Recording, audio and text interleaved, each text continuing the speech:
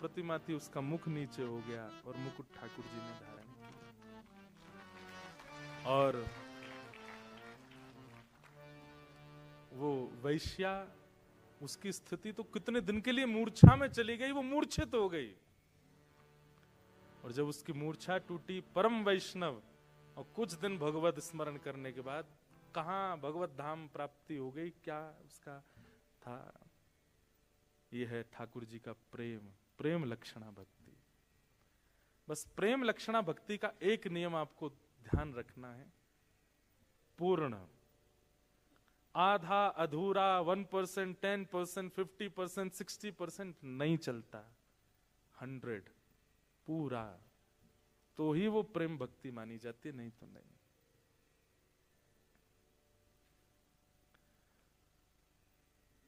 तो प्रथम भक्ति का नाम क्या है? श्रवणम। और भक्ति सुन सब रहे हैं, पर उद्देश्य क्या है आपका, उससे आपकी श्रवण भक्ति फॉर्म रूप धारण करेगी।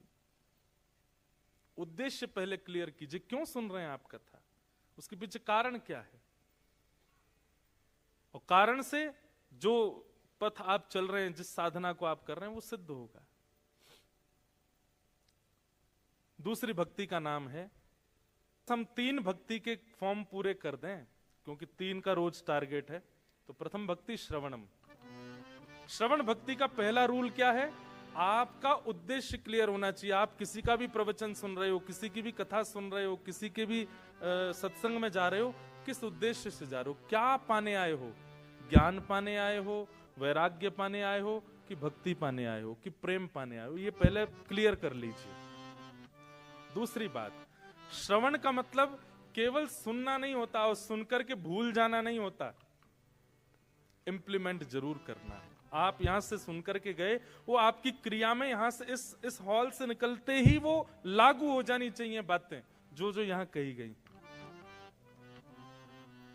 अगर आप इंप्लीमेंट नहीं करते तो आपका श्रवण भक्ति व्यर्थ हो जाएगी।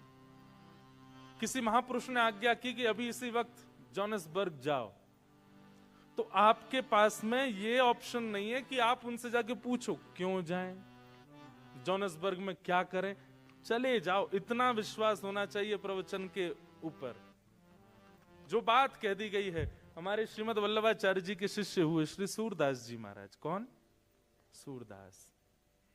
हरि दर्शन की प्यासी अखियां, हरि दर्शन की प्यासी। जिन लोगों को 2-2 आंखों से